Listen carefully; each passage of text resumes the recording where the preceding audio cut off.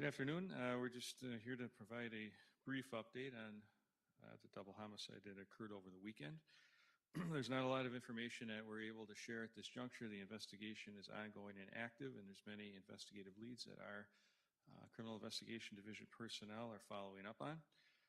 Just to synopsize, we know that we have two individuals from the community, Kierre Davies and Jaquan Gatewood, who ultimately were killed in this incident.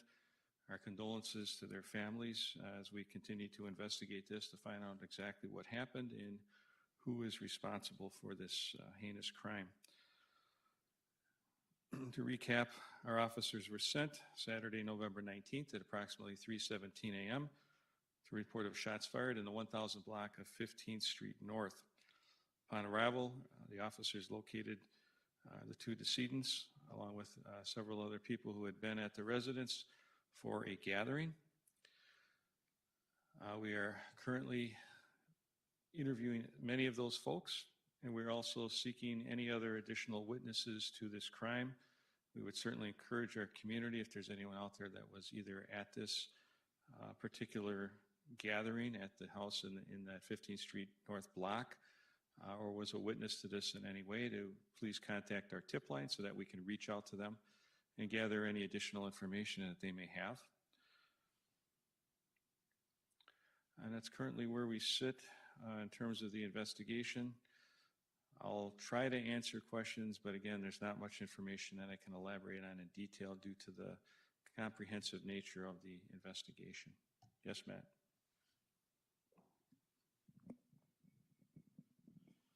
So to clarify, are police looking for someone, or do you think there's been some speculation online that these two shot and killed each other? Can you elaborate on that, just in the interest of public safety, if there's a suspected killer on the loose? Sure. In the interest of public safety, we are extremely confident that everyone in this incident was familiar with everyone else. So there's no random person involved at this juncture, and so from a public safety perspective, we don't believe that there's any other danger to the community. These were all individuals known to each other. We're still trying to work through the why did this happen, who's responsible, and in what way, what led to this act of gun violence. So those questions we really don't have the answers to. And in order to maintain the integrity of the investigation, obviously we can't divulge what we've already learned. So as we know more about it, if we identify a suspect, we'd certainly let the community know once we've honed it down to a particular individual or individuals. Have you guys happened to identify how many people were in the home? You said there was a gathering, but how many? Have you determined that? No, we have not.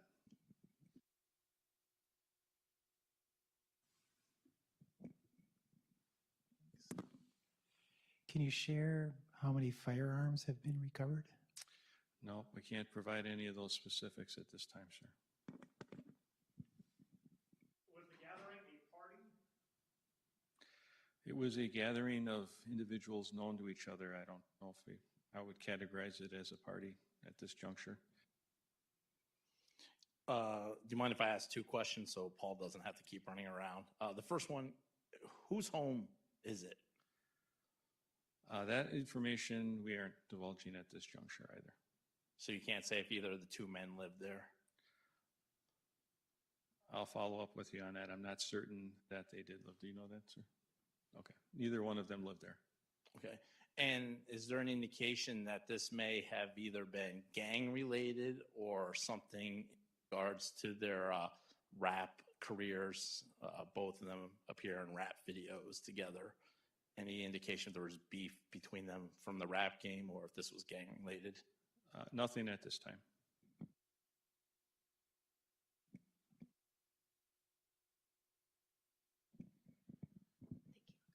Do either of the men, the deceased, do they have criminal past? Are they well known to your department? Also, second question, do you expect to make any arrest in this case? I know that you said that you're looking into all of this, but do you expect to make an arrest in this? Do you have people you might think about putting behind bars? Both prior contacts, right? Yes. Yeah. Our department has had prior contacts with both of the victims. And we do expect to make an arrest from the perspective of we always expect to make an arrest in these types of crimes. Last year, the exception of one of our homicides was cleared by arrest. This year, this is homicide 4 and 5. The first 3 are cleared by arrest. So I think through the diligent efforts of our department members and help from the community, we will absolutely get to the. Okay, you say you can't say how many firearms were on the scene, but were any of them registered? I'm unable to provide those specifics.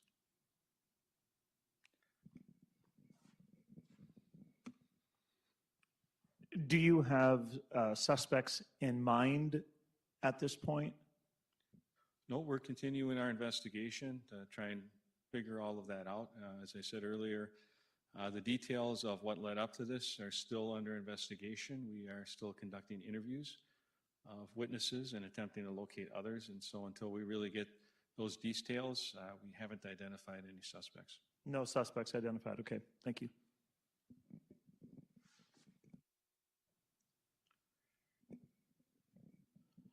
How many people were at this gathering, and have they been cooperative? We don't know how many were there. We have interviewed several witnesses, so we are getting cooperation from those folks. As we learn more, we'll seek out additional witnesses. And again, if there's folks out there that were present or outside or know what happened, we're certainly interested in speaking with them. We'd encourage them to contact our tip line so that a detective can reach out to them. Can you say who called 911? I wouldn't call 911 with information. I would call the, I don't have that information. After speaking to witnesses, is there any preliminary information that you can share that they may have said what had happened at that home? Not at this time. Was there any sign of drug use at this gathering? Again, I can't comment on any of the evidence or anything like that that may or may not have been present. Those are all pieces that are important to the investigation and the integrity of it. And as we interview people, there's details, of course, that would only be known to those who were present. So these aren't things that we can put out publicly at this juncture. How would you characterize, assess, or describe the level of cooperation that the department is receiving from those people who were there? We're getting good cooperation from those that we have talked to thus far. Of those that you've talked to, would you say that that was a relatively small number of people at the gathering, or was that most of the people who were there at the site?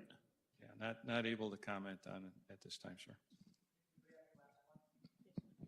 Is there anything in particular that's making this a more difficult case to investigate, or is this a relatively normal murder investigation? Oh, I would say it's relatively, what's a normal murder investigation? But I think in cases like this, where you have groups of people who are known to each other, identifying the motive or what caused this is kind of key to that. And as I said, as we find and locate more witnesses and people that we can talk to, we start to learn more about what may have happened and can start to piece that together. So from that perspective, from the difficulty level, some of the folks that were there weren't there when the police got there or left. And so we weren't able to talk to them. And I think we want to make sure that we locate and interview everyone that was present to corroborate information that we're obtaining from each individual person, and then try and figure out, again, who's involved, who the suspect or suspects are, and go from there. Do you have an ETA on when that investigation might wrap up? I know it's impossible to say with certainty, but do you think maybe a week, a month? Do you have an idea? It is impossible to say with certainty, except to say that we will continue to work on the case diligently on a daily basis until we have exhausted all leads or solved the case. So we take homicides very seriously in our department and our community. We've got a lot of people working on this case at all levels. They're doing excellent work, again, in a very short amount of time. This was another weekend situation in which we had to call in our personnel. Many of them, 3 in the morning, responded to the call to get out to the scene, understanding the urgency of the investigation, did outstanding work, and we're just going to keep working until we've got it figured out.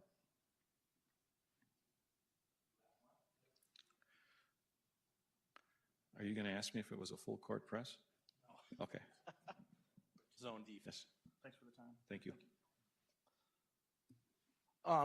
Just for the public, you know, some may wonder why wait 48 hours to say you're looking for someone. Can you just, I know you said that everyone was known to each other, but some people may wonder why wait 48 hours to tell the public that you are looking for a double murder suspect.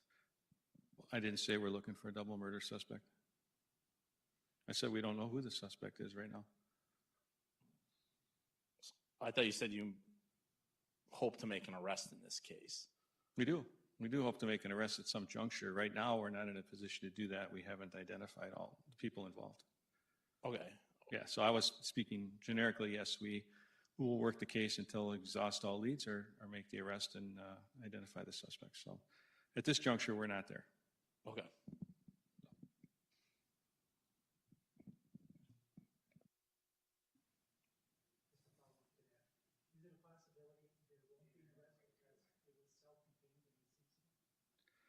Again, once we get all the details, we'll have to go from there. At this juncture, we're investigating. We've got 2 people who are dead, so we're investigating a double murder. As details come to our attention, again, it could change the perspective. Yes, that's always a possibility. But we don't know any of that with any certainty right now, and we want to make sure that we've covered all of the investigative leads before we make any determinations. Okay? All right, well, thank you. Yes, we'll keep you apprised as more information becomes available, and if there's something significant to push out to the community, we will reach out. Thank you.